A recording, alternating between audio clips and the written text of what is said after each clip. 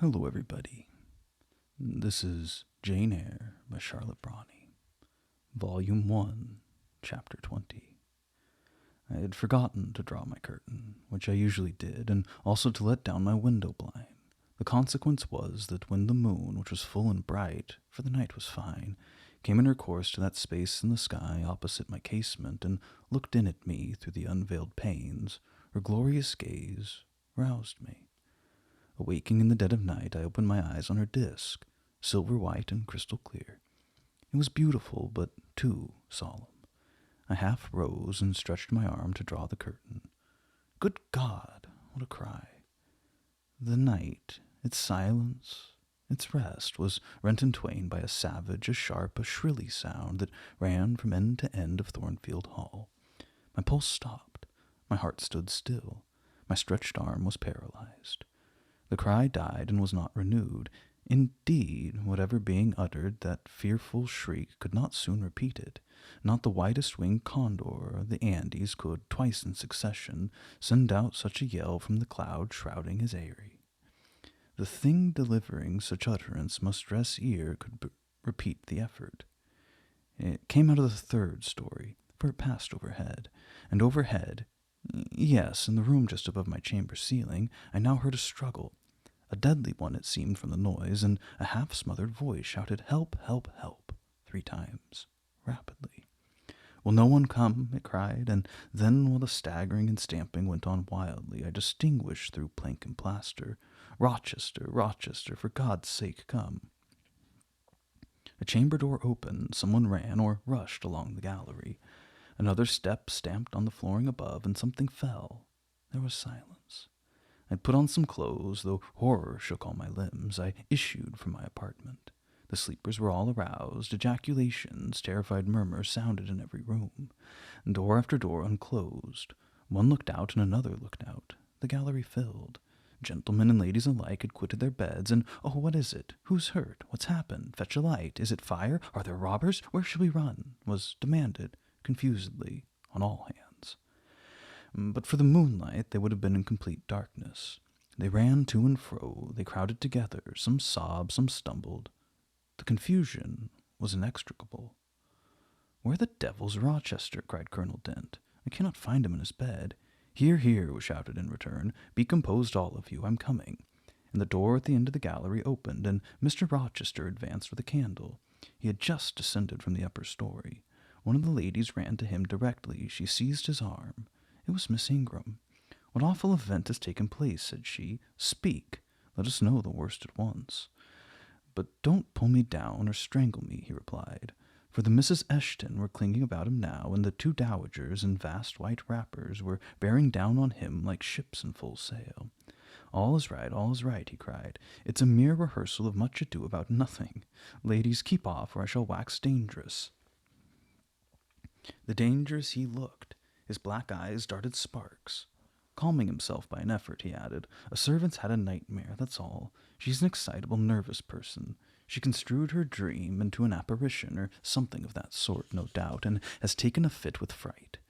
Now then, I must see you all back into your rooms, for till the house is settled, she cannot be looked after. Gentlemen, have a goodness to set the ladies the example. Miss Ingram, I'm sure you'll not fail in evincing superiority to idle terrors. Amy and Louisa, return to your nests like a pair of doves you are. Mesdames," to the dowagers, "you will take cold to a dead certainty if you stay in this chill gallery any longer." And so, by dint of alternate coaxing and commanding, he contrived to get them all once more enclosed in their separate dormitories. I didn't wait to be ordered back to mine, but retreated unnoticed, as unnoticed I had left it. Not, however, to go to bed. On the contrary, I began and dressed myself carefully. The sounds I had heard after the scream and the words that had been uttered had probably been heard only by me, for they had proceeded from the room above mine, but they assured me that it was not a servant's dream which had thus struck horror through the house, and that the explanation Mr. Rochester had given was merely an invention framed to pacify his guests. I dressed then to be ready for emergencies. When dressed, I sat a long time by the window, looking out over the silent grounds and silvered fields, and waiting for I knew not what. It seemed to me that some event must follow the strange cry, struggle, and call. No. Stillness returned. Each murmur and movement ceased gradually, and in about an hour Thornfield Hall was again as hushed as a desert. It seemed that sleep and night had resumed their empire. Meantime the moon declined. She was about to set. Not liking to sit in the cold and darkness, I thought I would lie down on my bed, dressed as I was. I left the window and moved with little noise across the carpet. As I stooped to take off my shoes, a cautious hand tapped low at the door. "Am I wanted?" I asked. "Are you up?" asked the voice I expected to hear, viz. My master's. "Yes, sir." "And dressed?" "Yes." "Come out, then." Quietly. I obeyed. Mr. Rochester stood in the gallery, holding a light. "I warn you," he said. "Come this way, take your time, and make no noise." My slippers were thin. I could walk the matted floor softly as a cat. He glided up the gallery and up the stairs and stopped in the dark lower corridor of the fateful third story. I'd followed and stood at his side. "Have you a sponge in your room?" he asked in a whisper. "Yes, sir." "Have you any salts? Volatile salts?" "Yes." "Go back and fetch both." I returned, sought the sponge on the washstand, the salts in my drawer, and once more retraced my steps. He still waited. He held a key in his hand. Approaching one of the small black doors, he put it in the lock. He paused and addressed me again. "You don't turn sick at the sight of blood?" "I think I shall not. I've never been tried yet." I felt a thrill while I answered him, but no coldness and no faintness. "Just give me your hand," he said. "It will not do to risk a fainting fit." I put my fingers into his. "Warm and steady," was his remark. He turned the key and opened the door. I saw a room I remembered to have seen before, the day Mrs. Fairfax showed me over the house. It was hung with tapestry, but the tapestry was now looped up in one part, and there was a door apparent, which had been there concealed. The door was open, a light shone out of the room within. I heard thence a snarling, snatching sound, almost like a dog quarreling. Mr. Rochester, putting down his candle, said to me, "Wait a minute," and he went forward to the inner apartment. A shout of laughter greeted his entrance, noisy at first, and terminating in Grace Poole's own goblin ha-ha. She, then, was there.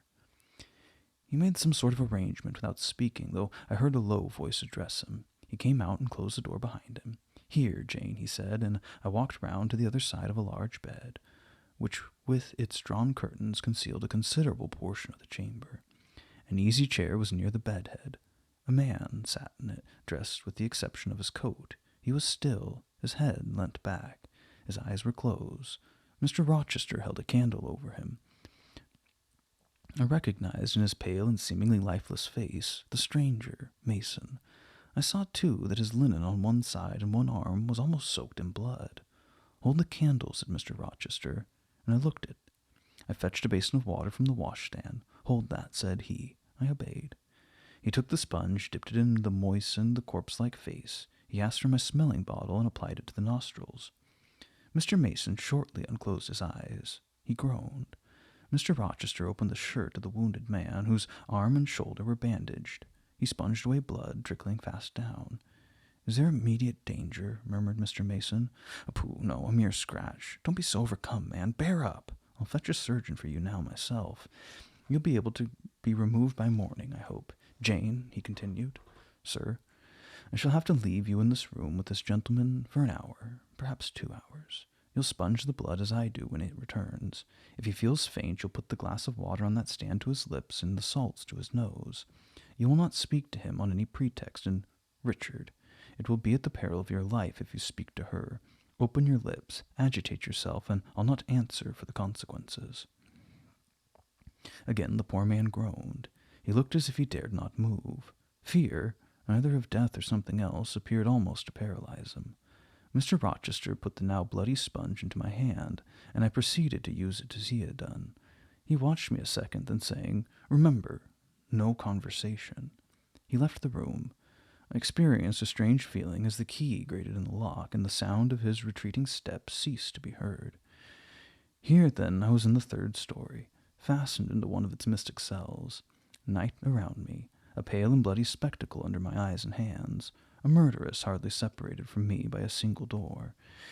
Yes, that was appalling. The rest I could bear, but I shuddered at the thought of Grace Poole bursting out upon me.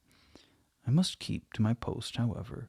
I must watch this ghastly countenance, these blue, still lips forbidden to unclose, the eyes now shut, now opening, now wandering through the room, now fixing on me, and ever glazed with the dullness of horror.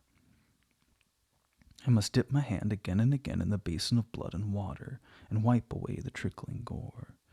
I must see the light of the unsnuffed candle wane on my employment, the shadows darken on the wrought antique tapestry round me, and grow black under the hangings of the vast old bed, and quiver strangely over the doors of a great cabinet opposite, whose front, divided into 12 panels, bore a grim design, the heads of the 12 apostles, each enclosed in its separate panel as in a frame, while above them at the top rose an ebon crucifix and a dying Christ. According as the shifting obscurity and flickering gleam hovered here or glanced there, it was now the bearded physician Luke that bent his elbow, now St. John's long hair that waved, and anon the devilish face of Judas that grew out of the panel, and seemed gathering life and threatening a revelation of the arch-traitor, of Satan himself in his subordinate's form. Amidst all this I had to listen as well as watch, to listen for the movements of the wild beast or the fiend in yonder side den. But since Mr. Rochester's visit it seemed spellbound. All the night I heard but 3 sounds at 3 long intervals: a step creak, a momentary renewal of the snarling canine noise, and a deep, human groan. Then my own thoughts worried me. What crime was this that lived incarnate in the sequestered mansion, and could neither be expelled nor subdued by the owner? What mystery that broke out, now in fire and now in blood, at the deadest hours of night? What creature was it that, masked in an ordinary woman's face and shape, uttered the voice, now of a mocking demon, and anon of a carrion-seeking prey-bird? And this man I bent over, this commonplace quiet stranger, how had he become involved in the web of horror? And why had the fury flown at him? What made him seek this quarter of the house at an untimely season, when he should have been asleep in bed? I had heard Mr. Rochester assign him an apartment below. What brought him here? And why now was he so tame under the violence or treachery done him? Why did he so quietly submit to the concealment Mr. Rochester enforced? Well, why did Mr. Rochester enforce his concealment? His guest had been outraged, his own life on a former occasion had been hideously plotted against, and both attempts he smothered in secrecy and sank in oblivion. Lastly, I saw Mr. Mason was submissive to Mr. Rochester, that the impetuous will of the latter held complete sway over the inertness of the former. The few words that had passed between them assured me of this. It was evident that in their former intercourse the passive disposition of the one had been habitually influenced by the active energy of the other. Whence it had arisen Mr. Rochester's dismay when he heard of Mr. Mason's arrival? Why had the mere name of this unresisting individual, whom his word now sufficed to control like a child, fallen on him a few hours since as a thunderbolt might fall on an oak? Oh, I could not forget his look and his paleness when he whispered, "Jane, I've got a blow. I've got a blow, Jane." I could not forget how the arm had trembled which he rested on my shoulder, and it was no light manner which could thus bow the resolute spirit and thrill the vigorous frame of Fairfax Rochester. "When will he come? When will he come?" I cried inwardly, as the night lingered and lingered, as my bleeding patient drooped, moaned, and sickened. Neither day nor aid arrived. I had again and again held the water to Mason's white lips, again and again offered him the stimulating salts. My efforts seemed ineffectual. Either bodily or mental suffering, or loss of blood, or all 3 combined, were fast prostrating his strength. He moaned so, and looked so weak, wild, and lost. I feared he was dying, and I might not even speak to him. The candle, wasted at last, went out. As it expired, I perceived streaks of gray light edging the window curtains. Dawn was then approaching. Presently I heard Pilot bark far below, out of his distant kennel in the courtyard. Hope revived. Nor was it unwarranted. In 5 minutes more, the grating key, the yielding lock, warned me my watch was relieved. It could not have lasted more than 2 hours. Many a week has seemed shorter. Mr. Rochester entered, and with him the surgeon he had been to fetch. "Now, Carter, be on the alert," was said to the last. "I give you but half an hour for dressing the wound, fastening the bandages, getting the patient downstairs, and all. But is he fit to move, sir? No doubt of it. It is nothing serious. He's nervous. His spirits must be kept up. Come, set to work. Mr. Rochester drew back the thick curtain, drew up the hall-in blind, let in all the daylight he could, and I was surprised and cheered to see how far dawn was advanced. What rosy streaks were beginning to brighten the east. Then he approached Mason, whom the surgeon was already handling. "Now, my good fellow, how are you?" he asked. "She's done for me, I fear," was the faint reply. "Not a whit. Courage. This day fortnight you'll hardly be a pin the worse for it. You've lost a little blood, that's all. Carter, assure him that he's in no danger." "I can do that conscientiously," said Carter, who had now undone the bandages. "Only I wish I could have been here sooner. He would not have bled so much. But how is this? The flesh on the shoulder is torn as well as cut. This wound here was not done with a knife. There have been teeth there. Oh, she bit me," he murmured.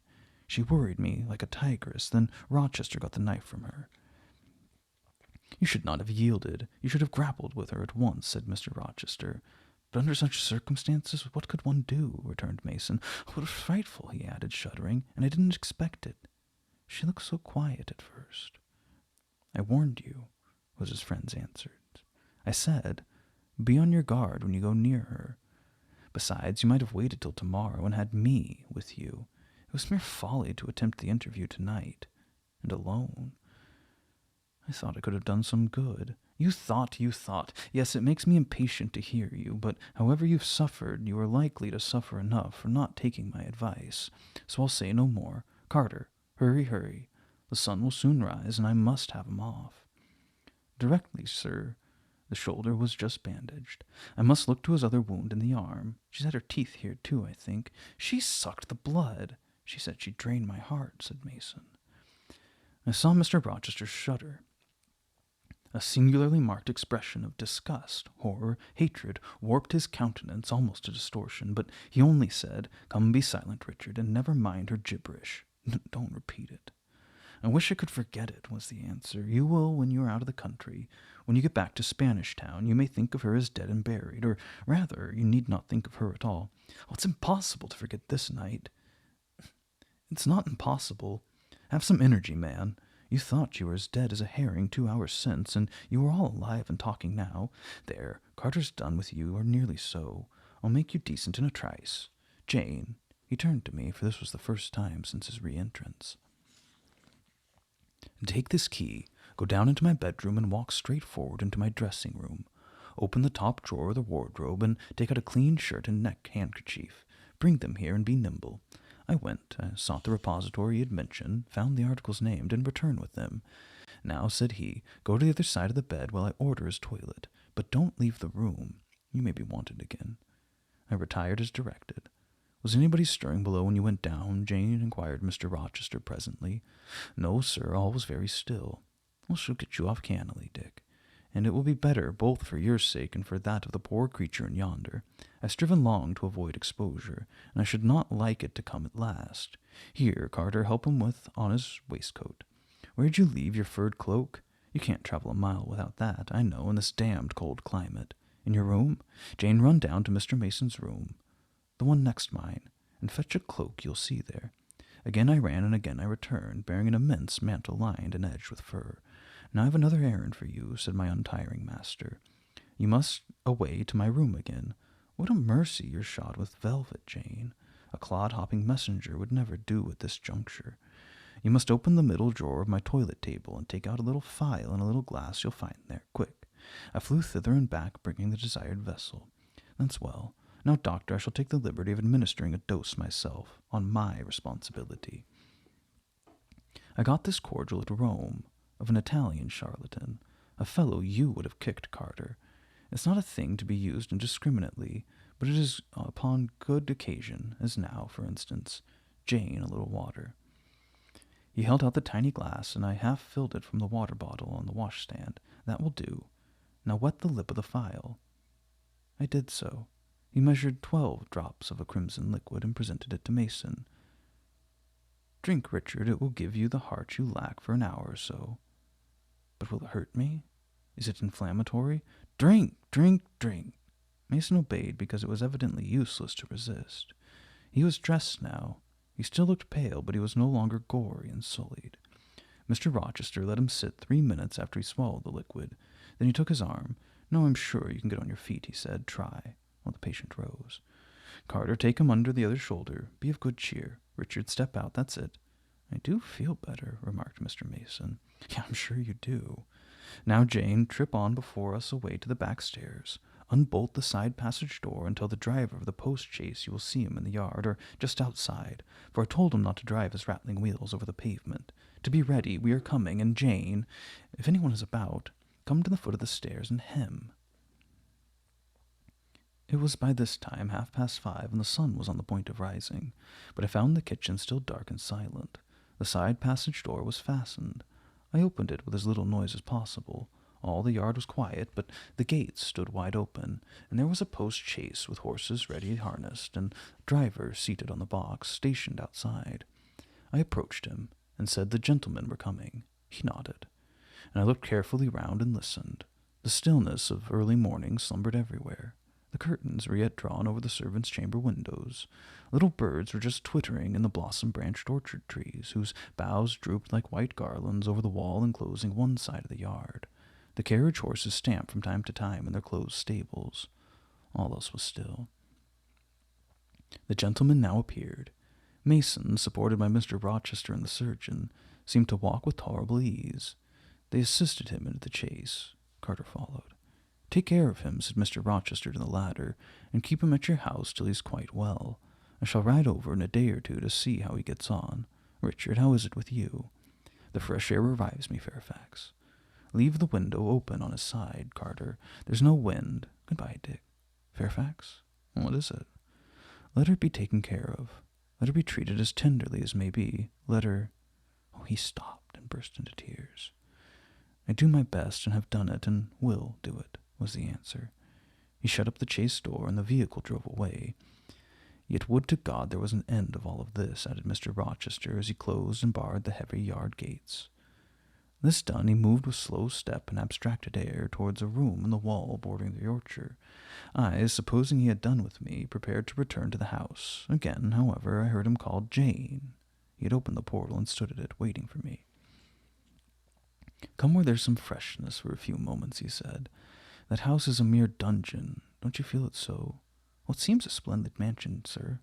"The glamour of inexperience is over your eyes," he answered, "and you see it through a charmed medium. You cannot discern that the gilding is slime and the silk draperies cobwebs, that the marble is sordid slate, that the polished woods may mere refuse chips and scaly bark. Now here," he pointed to the leafy enclosure we had entered, "all is real, sweet, and pure."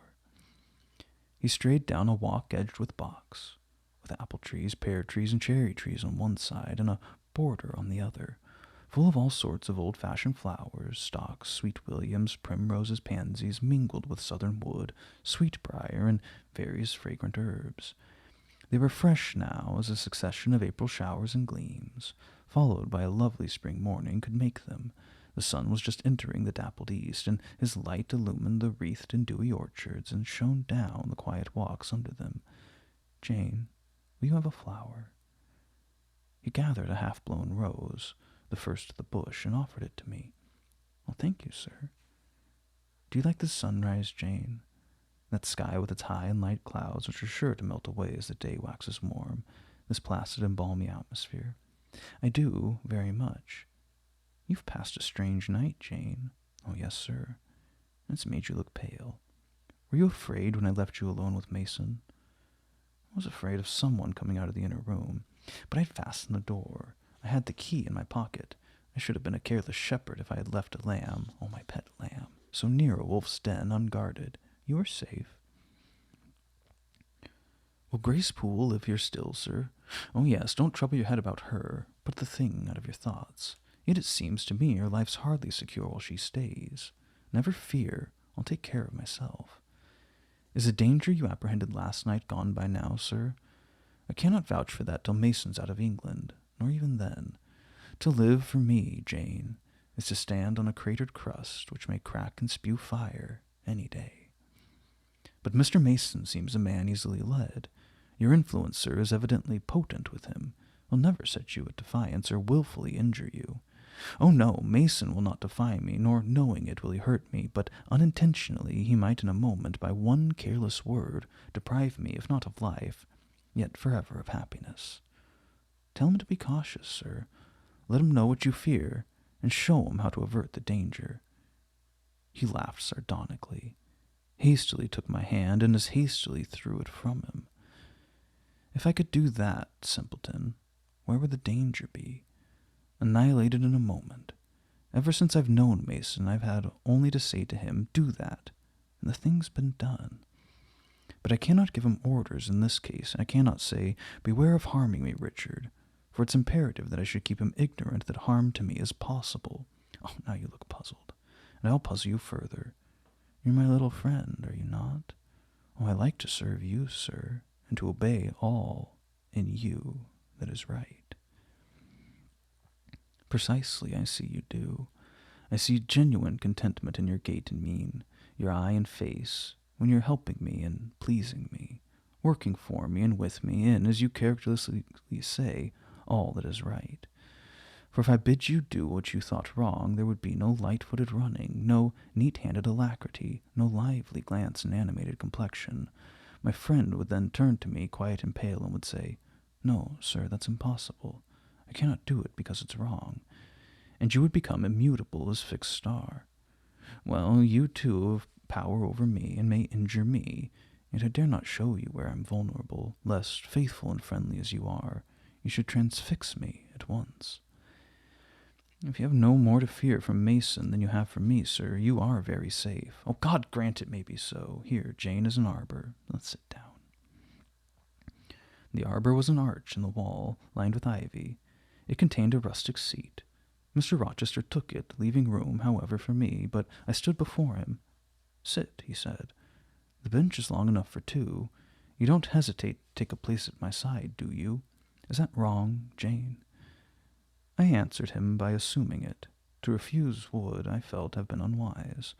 Now, my little friend, while the sun drinks the dew, while the flowers in this old garden awake and expand, and the birds fetch their young ones' breakfast out of the thornfield, and the early bees do their first spell of work, I'll put a case to you, which you must endeavor to suppose your own. But first look at me, and tell me you're at ease, and not fearing that I err in detaining you, or that you err in staying.